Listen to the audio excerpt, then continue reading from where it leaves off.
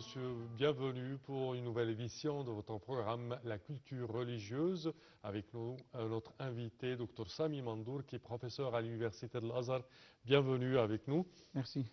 Alors, Dr Sami, quand on parle des jours bénis, on doit les sélectionner. Alors, je pense qu'on est sur juste avant l'arrivée de quelques jours bénis dans le futur proche, à savoir les 10 nuits du mois de Dhul Hijjah, si je ne me trompe pas. Alors, ce sont des nuits avec un très grand mérite, n'est-ce pas? Si vous pouvez nous expliquer là-dessus. بسم الله الرحمن الرحيم الحمد لله والصلاة والسلام على سيدنا رسول الله وعلى آله وصحبه ومن والاه رب اشرح لي صدري ويسر لي أمري واحلل عقدة من لساني يفقه قولي. Allah subhanahu wa ta'ala a créé les jours et les mois et les années. C'est de la création d'Allah. Oui. Le Coran le dit même à la sourate At-Tawbah. إن عدة الشهور عند الله 12 شهرا في كتاب الله يوم خلق السماوات والأرض. Donc le Coran a dit que Allah subhanahu wa ta'ala a créé les jours et les mois. عدة الشهور, c'est-à-dire le nombre de mois, hein, c'est 12. Et c'était au jour où Allah a créé les cieux et la terre. Donc là, c'est quelque chose qu'Allah déjà a prédestiné, a déjà créé. Mais parmi les jours, et parmi les mois, et parmi les années, il y a aussi des jours bénis et des mois bénis. Nous avons parlé déjà de mois de Ramadan. Le mois de Ramadan, c'est un mois béni. Oui. C'est-à-dire Allah l'a béni et Allah l'a gratifié de beaucoup de bienfaits, puisque Shahr Ramadan, alladhi unzila fihi al-Qur'an. Nous avons déjà parlé de mois de Ramadan, qui a le mois du Coran. Donc là, c'est un mois qui a déjà qui a une grande importance en islam et pour les musulmans. Aussi, parmi les jours, il y a des jours, comme vous l'avez déjà sélectionné, il y a des jours bénis, il y a des jours qui ont déjà des préférences. Vous avez toutes les 10 jours bénis, al-ayyam al-ashr, ce sont aussi des jours préférables et des jours bénis. Il y a un jour qui est béni. Nous avons déjà parlé de Laylatul Qadri. C'est un seul jour, une seule nuit, pas un jour, mais une seule nuit bénie. Pourquoi Allah a fait ainsi?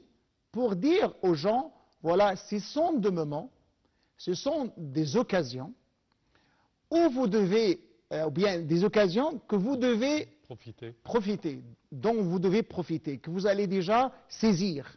Saisir pourquoi? Pour avoir plus d'efforts dans les actes de puissance, pour avoir plus d'efforts dans vos relations avec les autres. Oui. C'est-à-dire, vous êtes dans une société où il y a des problèmes, où il y a des économies, il y a tout ça. Vous devez être au secours des pauvres et des faibles, des vulnérables et tout ça. Oui. Vous devez être un bon élément dans votre société. Et surtout dans ces moments. C'est-à-dire, essayez de vous former, bien former, dans ces jours-là, dans ce mois-là, dans ces moments précis, moments bénis, pour saisir l'occasion et continuer à être ainsi tout au long de l'année. Et imaginez que ces jours-là sont plus ou moins distribués. C'est pas vous avez un mois, c'est le mois de Ramadan, mais on passe le mois de Shawwal, et on passe le mois de Dhul Qaïda, et on trouve quoi? On trouve Dhul Hijjah. Oui. Et là, donc on a passé 2 mois pour avoir un autre moment. Et après, on passe des mois pour trouver par exemple le mois de Sha'ban. On trouve aussi certains moments dans le mois de Rajab. C'est-à-dire tout au long de l'année, vous allez trouver 2 moments importants, des moments bénis, que vous devez bien sûr saisir pour être proche d'Allah subhanahu wa ta'ala par les actes d'obéissance. Là, c'est la philosophie de la sélection de certains jours, de certains mois, de certaines nuits. Donc, nous devons saisir ces occasions.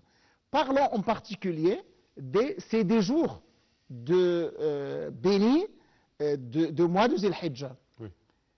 Le Coran l'a déjà dit. Normalement, on essaye de chercher dans le Coran la source, pour nous, la source crédible la source essentielle, la source principale pour nous en tant que musulmans, c'est le Coran. Et ensuite, la seconde source, c'est la Sunna. Oui. Donc, cherchons dans le Coran et la Sunna pour dire, voilà, pourquoi, d'où ces jours-là prennent son importance. De Coran lui-même. Puisque le Coran, vous avez Surat Al-Fajr. Allah a juré par ces jours-là. A juré. Et quand Allah jure par quelque chose, Allah jure par ce qu'il veut. Et comme il veut. Là, c'est une règle. C'est-à-dire, Allah a juré par Al-Balad, la Mecque. La uqsimu bihadha al-balad, c'est-à-dire uqsim. C'est-à-dire, je jure par la cité. La cité ici, c'est la Mecque. Allah a juré par les phénomènes cosmiques. Par le ciel, par la terre, par les constellations, Oui. pour les étoiles, par ce qu'il veut. Et là, à la sourate al-Fajr, vous avez l'appellation, c'est quoi Al-Fajr. Et comme si Allah dit, nous attendons toujours l'aube. Et l'aube, c'est le symbole de quoi? De la lumière. Oui. Le symbole de l'espoir. Le symbole de tout ce qui est bien. De la patience également. Et là, l'obscurité, Oui. ça termine l'obscurité et ça commence l'éclairage et ça commence la lumière. L'égarement et la guidance. Et voilà.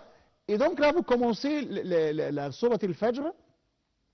وَالْفَجْرِ وَلَيَالٍ عَشْرٍ وَالشَّفْعِ وَالْوَتْرِ وَاللَّيْلِ إِذَا يَسْرِ. Donc là, il a juré par plusieurs choses.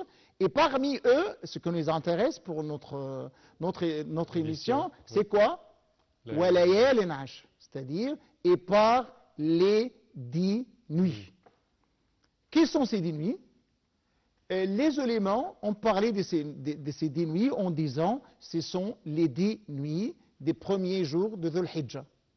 Bien sûr, il y a certains éléments qu'on dit, ça, on parle plutôt du mois de Ramadan, mais la plupart des éléments on dit, là, c'est ce verset, le Coran parle des nuits de premiers jours de Dhul Hijjah. Là, ça nous pose la question. Pourquoi? Pourquoi en particulier ces 10 jours? Et qu'est-ce que nous devons faire dans ces jours? Dans ces jours, nous sommes dans le mois de Dhul Hijjah. Oui. D'abord, ce sont des jours qui font partie du mois de Dhul Hijjah. Et le mois de Dhul Hijjah, c'est quoi? C'est un mois sacré. Oui. Parmi les mois sacrés. Ça. Et c'est le mois où on fait le pèlerinage. C'est aussi parmi les... là, vous avez dans le Coran, Al-Hajj Ashhurum Ma'lumat. Et c'est quoi les Ashhur Ma'lumat? Juste après le mois de Ramadan se termine, on commence le mois de Shawwal, Oui. et on commence le mois de Dhul Qaïda, et on commence le mois de Dhul Hijjah. Vous avez 3 mois, et les 3 mois, c'est ce qu'on appelle les mois de pèlerinage. Oui. Et dans ces mois de pèlerinage, il y a les 10 premiers jours de Dhul Hijjah. Mais pourquoi aussi? Parce que, normalement, tous les actes de pèlerinage, on le fait essentiellement où? Dans ces premiers jours. Si, par exemple, Inch'Allah, vous aurez l'occasion de faire le pèlerinage. On commence les vrais actes de pèlerinage le 7e jour du mois de Dhul Hijjah. Ce qu'on appelle le 7e, le 8e, le 9e, et ainsi les autres jours. Le 8e jour, on commence ce qu'on appelle le Yom al-Tarwiyah. C'est-à-dire, on va à Mina pour passer tout un jour et toute une nuit. Et 9e jour, on va aller à Arafat, c'est le stationnement à Arafat. Et 2e jour, c'est le jour de sacrifice. Et le jour qui vient, c'est-à-dire après le 10e jour, il y a les jours où nous devons passer à Mina aussi pour faire la lapidation de stèle de Satan. Donc là, les 5 jours, 8e, 9e, 10e, là vous avez 3 jours qui tombent dans les 10 jours. Oui. Et vous avez 2 autres jours qui tombent après.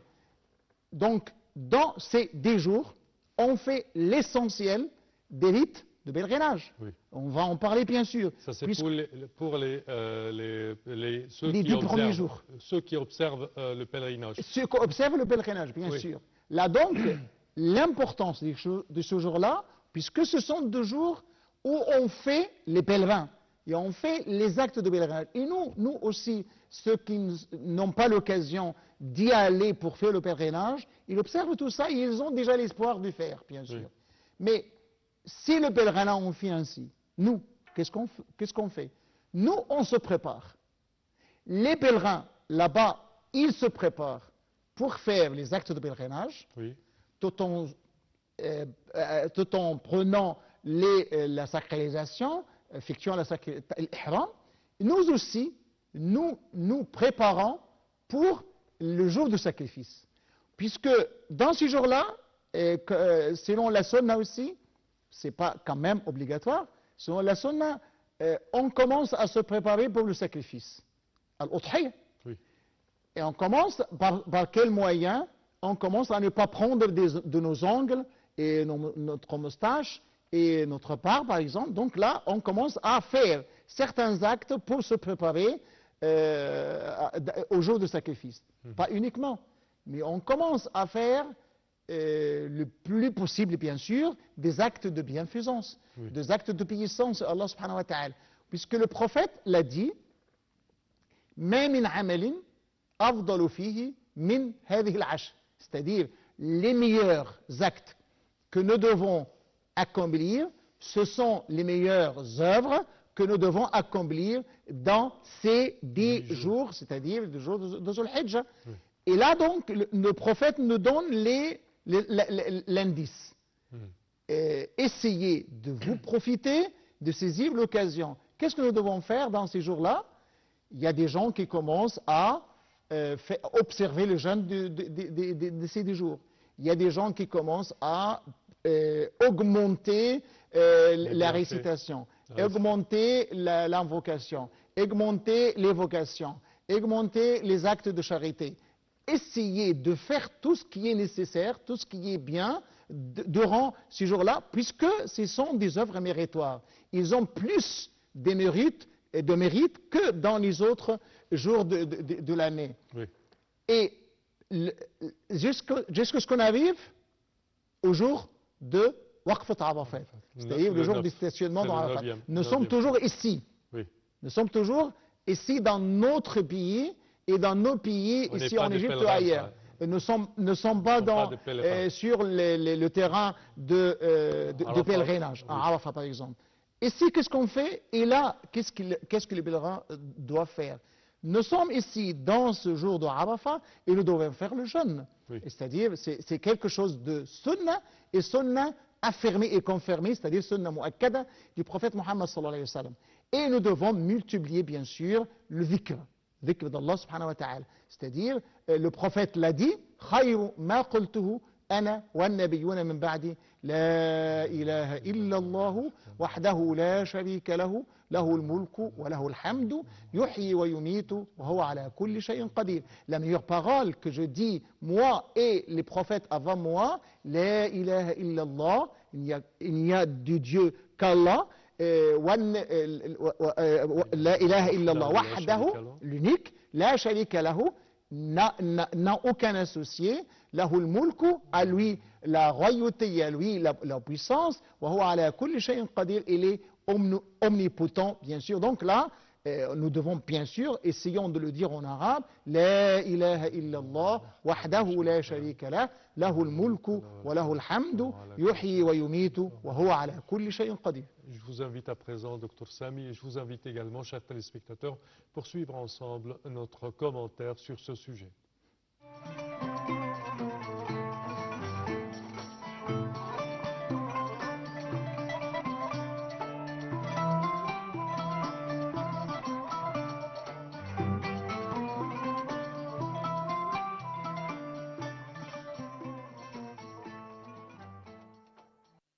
De même que les 10 dernières nuits du Ramadan sont les meilleures de l'année, les 10 premiers jours de Dhul Hijjah sont les meilleurs de l'année et sont les plus aimés d'Allah. Plusieurs actes sont recommandés pendant ces 10 premiers jours. Jeûnez tant que vous pouviez, des premiers 9 jours et surtout le jour de Arafat. Le prophète, à lui bénédiction et salut, a dit « Jeûnez le 9e jour, le jour de Arafat de Dhul Hijjah. Le jeûne du jour de Arafat est une expiation pour tous les péchés de l'année précédente et une expiation pour tous les péchés de l'année à venir. Effectuer al-dhikr. Le prophète, à lui bénédiction et salut, a déclaré qu'il n'y a pas de jour où les bonnes actions sont plus grandes et plus aimées par Allah que ces 10 jours. Se repentir sincèrement. Une repentance sincère avec l'intention de ne jamais revenir à ses péchés est très chère à Allah.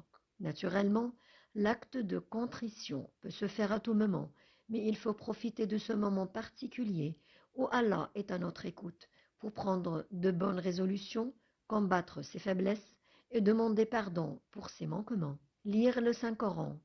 Ouvrez votre Coran, relisez les versets que vous avez peut-être oubliés, apprenez des sourates. Essayez de bien comprendre le sens de ce que vous lisez pour être totalement en phase avec le message. Multipliez les bonnes actions. Profitons de cette période bénie où les récompenses sont multipliées pour augmenter vos actes d'adoration quotidiens, mais aussi pour multiplier les bonnes actions, comme rendre visite à ses parents, s'occuper de sa famille, éduquer ses enfants, venir au secours des pauvres. Bien sûr, tous ces actes sont à accomplir tout au long de l'année, mais c'est le moment de prendre les bonnes habitudes que vous suivront tout au long de votre vie. Assister à la prière d'El-Aïd. Il est expressement conseillé d'y assister, tant pour les hommes que pour les femmes. Accomplir le sacrifice d'un animal et en distribuer la viande aux nécessiteux. Le sacrifice est une obligation qui incombe au père de famille en référence à l'histoire de Ibrahim. Il doit être effectué le jour d'Al-Aïd après la prière ou durant les 3 jours qui suivent.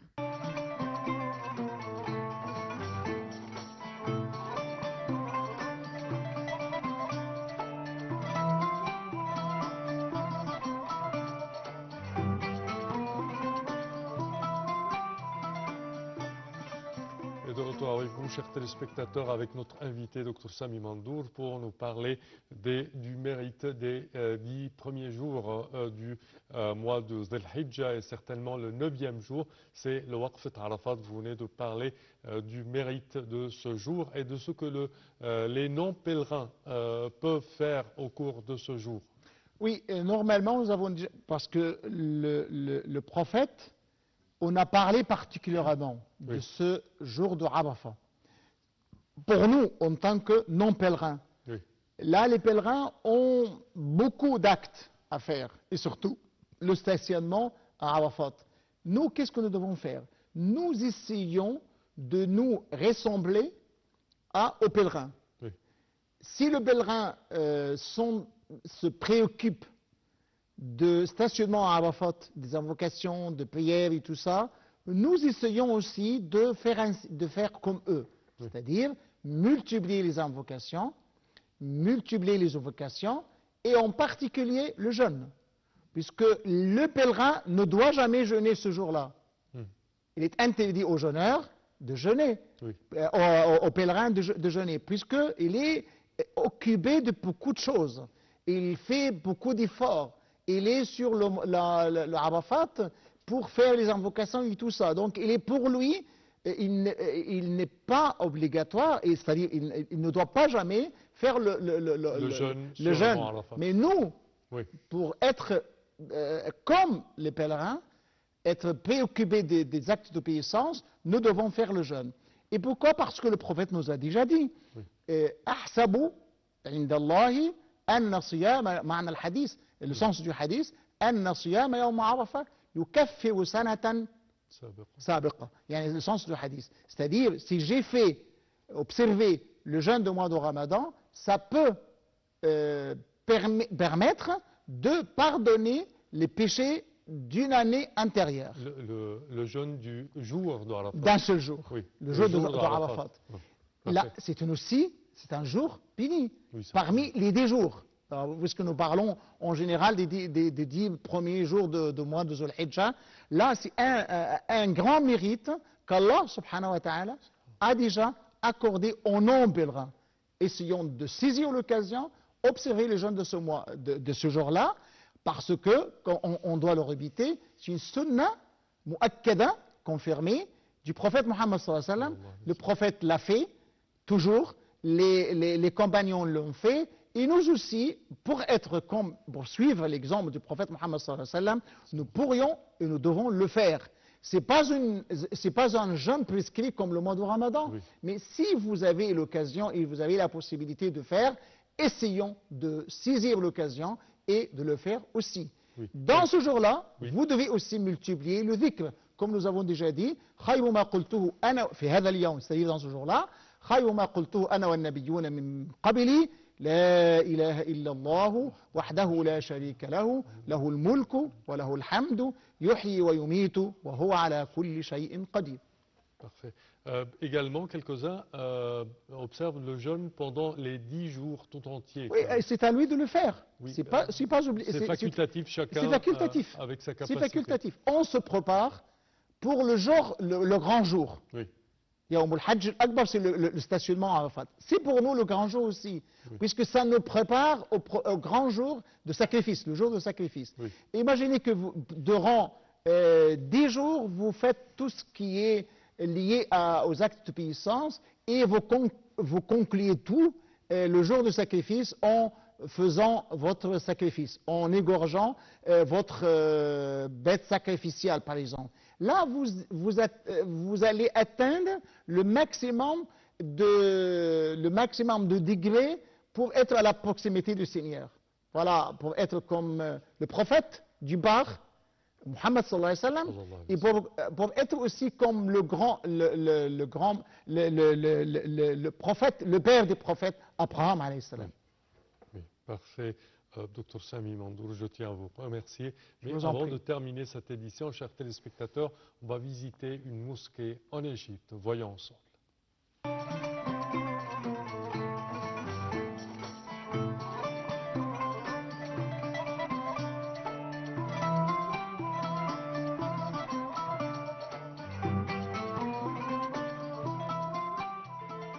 Beit el-Sehemi, ou la maison d'El-Sehemi, est l'un des sites touristiques les plus distingués en Égypte. Il s'agit d'une maison ottomane qui reflète la magnificence de l'architecture islamique au XVIIe et XVIIIe siècle.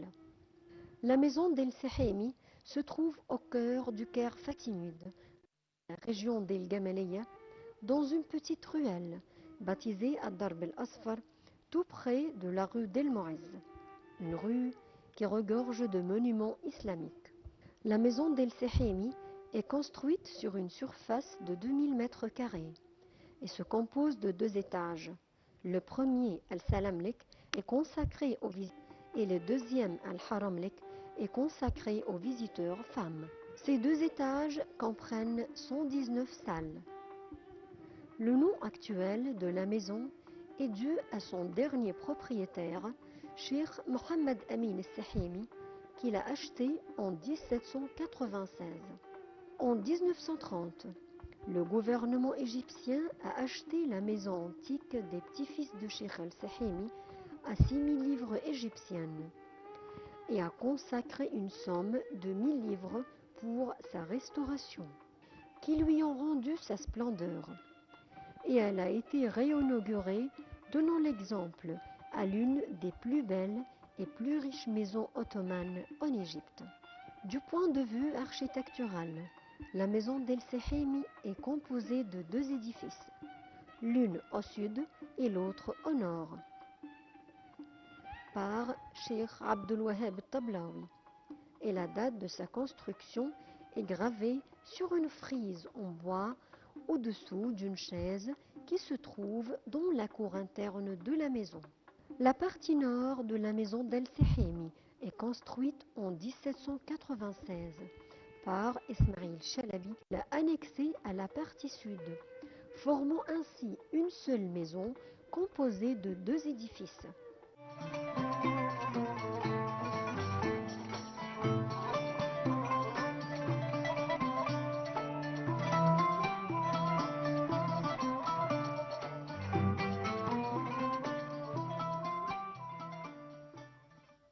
Et de retour avec vous, chers téléspectateurs, au terme de cette édition, une question à Dr Sami. Quel conseil vous donnez pour les non-pèlerins pendant ces jours bénis des 10 jours de Dhul Hijjah?